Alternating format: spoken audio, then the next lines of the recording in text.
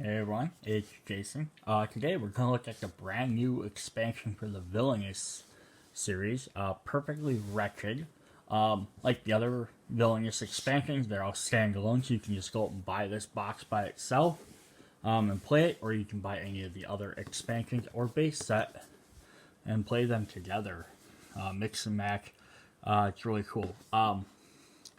So if you want to see how to play some of the other stuff, check out some of my other videos. I'm just going to go through the cards, the contents of this box. And I've already opened it and sleeved everything, so it's not a true unboxing. But we'll go through them. So we got 3 new characters. We have Pete from the old original Mickey Mouse cartoon, Steamboat Willie, and things like that. Cruella de Vil from 101 Dalmatians. And Mother Gothel from Rapunzel. I did get the Kickstarter, not the Kickstarter, but it's on my mind, the Target version, which comes with this slipcase. Otherwise, it's the exact same game. The only thing that's different, it has an exclusive piece in it, which I'll show you when I get there. Otherwise, this is the regular box you see on the shelf generally. Alright, so let's go through. First up, we'll just start with Cruella. Like all these games, they always start off with one big name character. So here we got Cruella de Vil. I'll get even, just wait, you'll be sorry. Her objective is to start your turn with at least 99 captured puppies, which isn't as impossible as it sounds, and we'll kind of go through that when we're looking through her stuff. So you got Radcliffe House, Countryside, Milk Farm, and Hell Hall are her locations. So what makes, and then here's her token. This is the Target exclusive piece. You buy the regular version. It is still going to be black and white, just the Target one. The black part has white spots and the white part has black spots. If you buy the regular one, it's just half black, half white. But I love these little miniatures because they really kind of capture who the character is. So, to capture 99 puppies, you have all these little puppy tokens. We start the game face down, and then throughout the game, I'll flip this down a bit, zoom this in a bit. Here we go.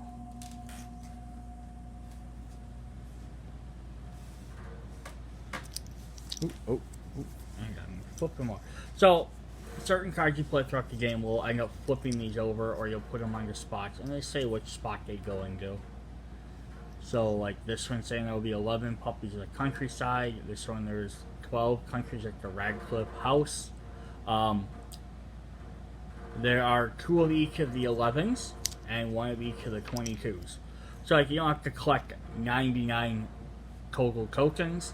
You just have to collect enough 22s and 11s to equal 9. Yeah, so they get played to different locations. They might go back to the main pile, but once they've been flipped up, you'll know which ones they are. So like, you start hidden, and you're like, oh, I put this one in there. Okay, it goes to there. If it ever gets put back, you still know it's always 22, so the next time you have to pull from it, you'll probably want to go for that 22 first. So that's just her interesting new mechanic. Let's look at all of her cards. So she has Live for Furs. She gains 1 power.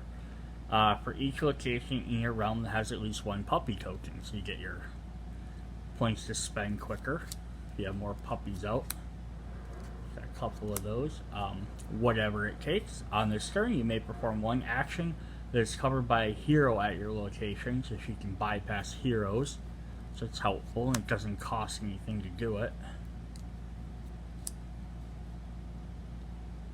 Here, puppies. Choose a puppy token from the supply and add it to the specified location.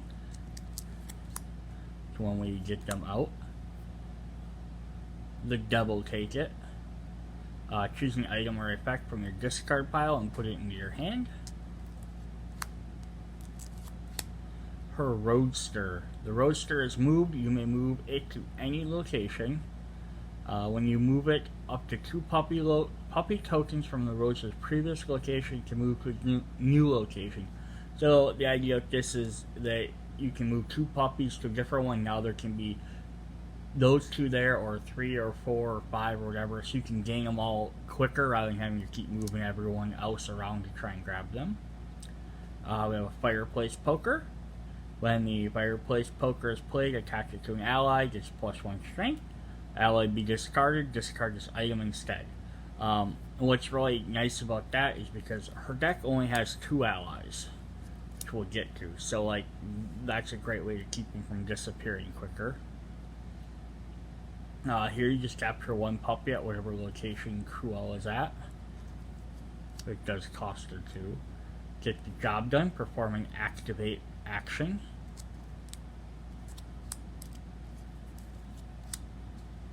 Move, you idiots. Move either move an ally to your location or choose an ally from your deck or discard pile and put them in your hand. This is how you get your 2 allies back out. That devil woman, you can move a hero somewhere. Spotted, reveal up to 2 puppy tokens in the supply. So it might not seem super great, but it is a good way so you know that you're trying to grab them 22s quicker than the 11s. Flashlight, so this is where you get one of your activate abilities. Choose a puppy from the supply and add it to the specific location. So use this flashlight to spot the puppies. Telephone is another activate. Choose an ally from your discard pile and play them to any location for free. And then we have our 2 allies. We have Horus, so I can use an activate ability to either capture 1 puppy at this location or choose one from the supply and put him in there. Or Jasper, you can capture up to 2 puppies. And then her condition cards are the fun ones that kind of represent their, like, the nature of the character. So Cruella is obviously cruel. During their turn, if another player moves an ally or an item, you may play cruel. Choose 1 puppy token from supply and add it to the location. She's got 2 of those, and then she's got devilish.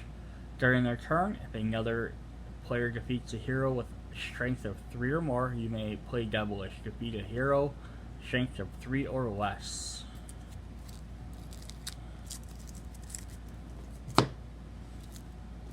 Oh, I did not show off, like I usually do, the back of the card. So we got her hair, signature hair, her purse, her roadster, and then a bunch of puppies running. Not as much going on in this one as some of the other backs, but that's fine. And then we have her fate cards.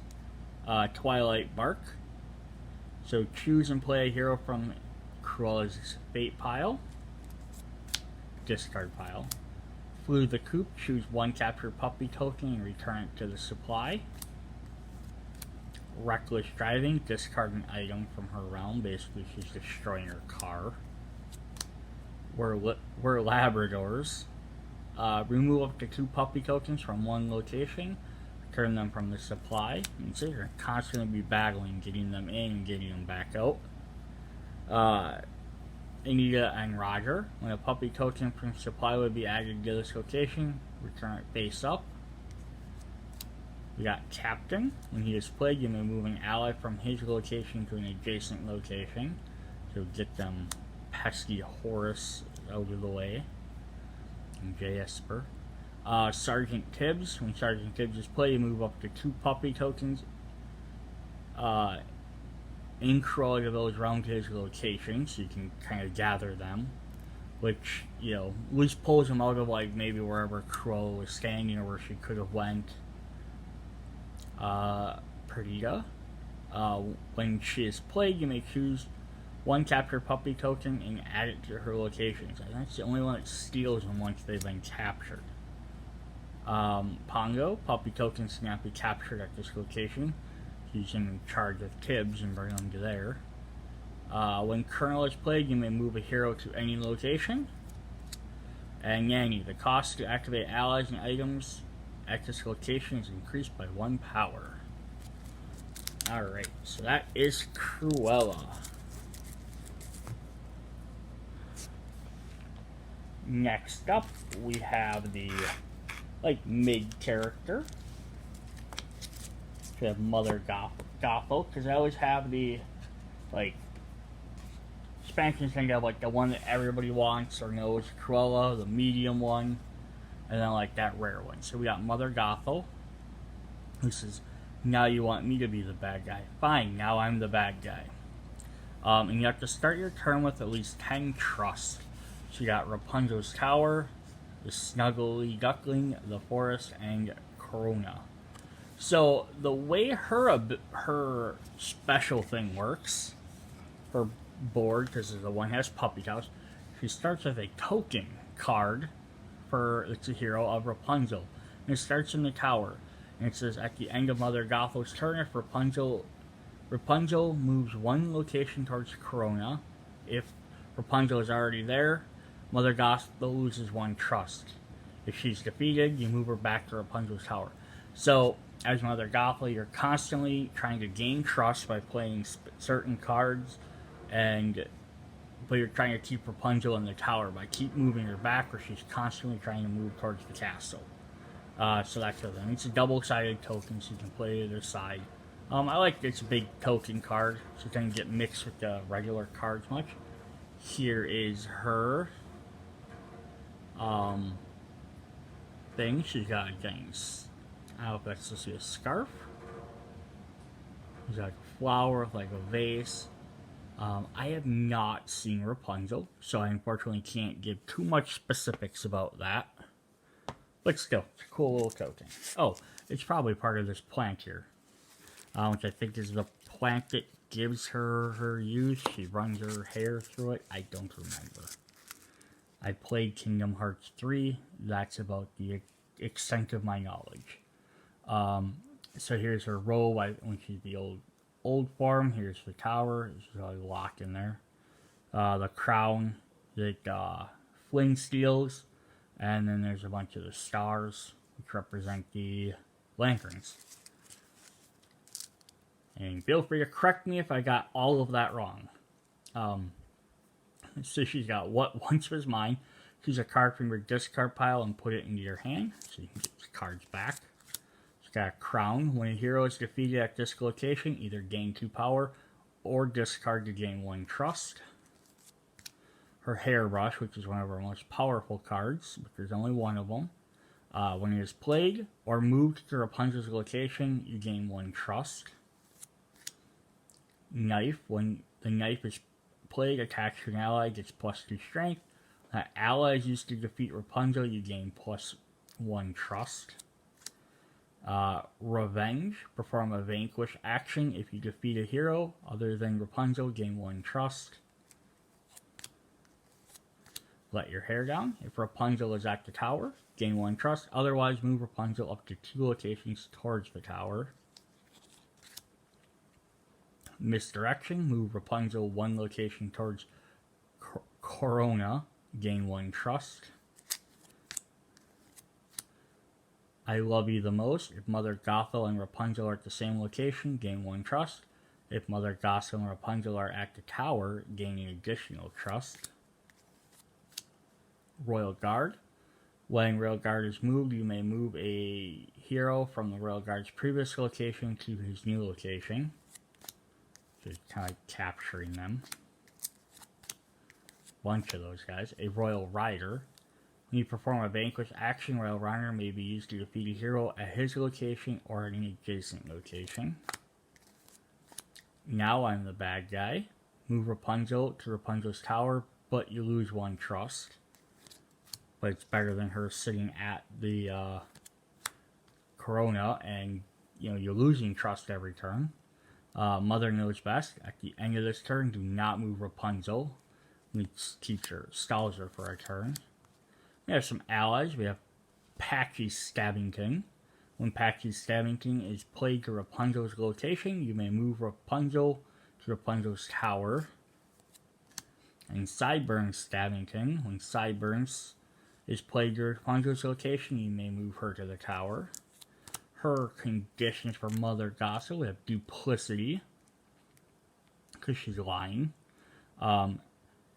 During their turn, if another player defeats a hero with a strength of 3 or more, he may defeat a hero's strength 3 or more.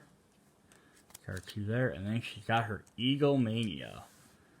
During their turn, if another player moves an ally an item, you may play Egomania to move Rapunzel to the tower. The trust tokens, there's nothing special. They're just your generic power tokens. I have a Bing here. She just put them off to the side on your board card, but they can't be spent for anything other than being trust. There's no like extra special thing. Kind of like Prince John needed power. They represent the money. And that's just how they represent those. Same thing with poison tokens. I mean, they could have made separate tokens for all those different things, but I think it just would have been that many more components to have when it wasn't necessary. Aging. So discard an ally or item with the cost of 2 or less from the realm. Floating lights. Move her to Corona. There are 3 of those. No, there's just the 2 of them. Everyone has a dream. Mother Gothel loses 1 trust. So there are 3 of those. Frying pan. When Frying pan is played, attach it to a hero, it gains 1 strength. Oof. Allies may not be moved from this location.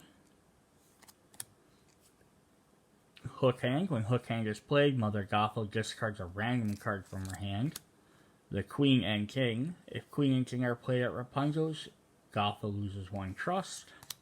Pascal. When Rapunzel moves to Pascal's location, move her to 1 location towards Corona.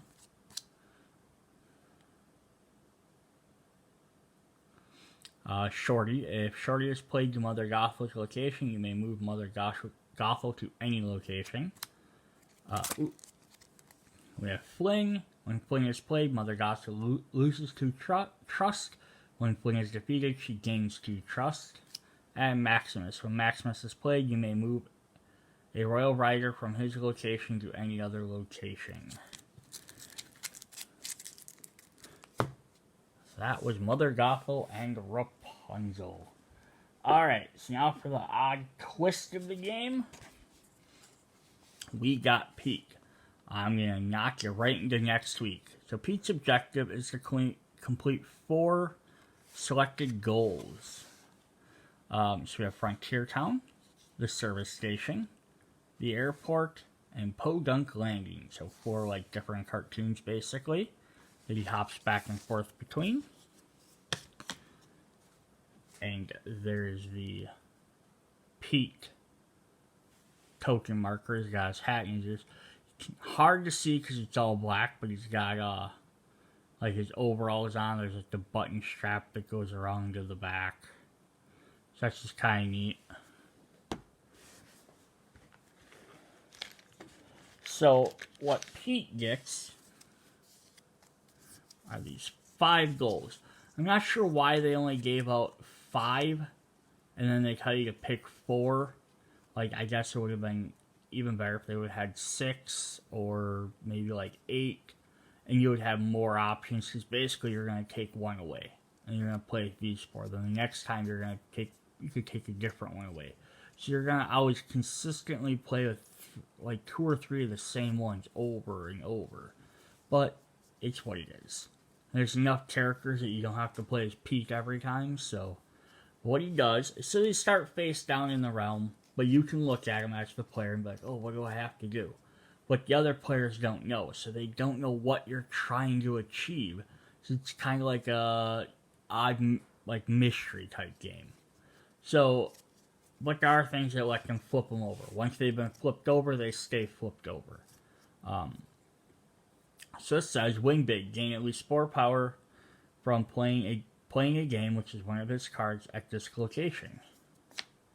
At the start of your turn, starting your turn with a total allies totaling 10 or more strength at this location. Start your turn with at least 3 items at this location. Spend at least 6 power in 1 turn while Pete is at this location. And start your turn with more allies than heroes at each location. So those are those, but there are various cards that'll move those around, so you might be playing a bunch of allies on the first spot, and then they're going to turn around and move them all over the way. Alright, so we got the back of his car. We got good old Steamboat Willie here. Cowboy hat, some money bags, some gasoline stuff, airplane propeller. You know, the 4 different locations that we showed. Western, gas station, airport, boat. What do we got here? And let's sneak those because these are all black and white, just like the cartoon. Except they still keep their regular effect. So you have Sneaky Pete. Draw 2 cards into your hand, then put one in your hand on the top of your deck or the bottom of your deck. And that'll help you for some of the other cards. Just stack your deck for what you need. So we have Play a Game. Reveal the top 2 cards of your deck, gain power equal to the sum of the cost, and then discard them. So this always helps you get power, but it's also used for that one goal.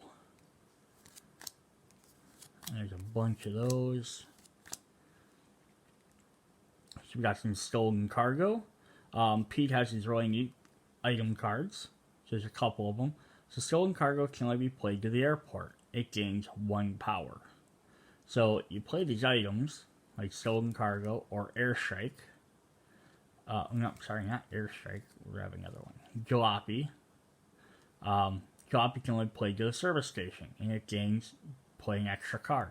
So you play these extra items so you can do more things. And this is how you can gain more power, so you can play more cards.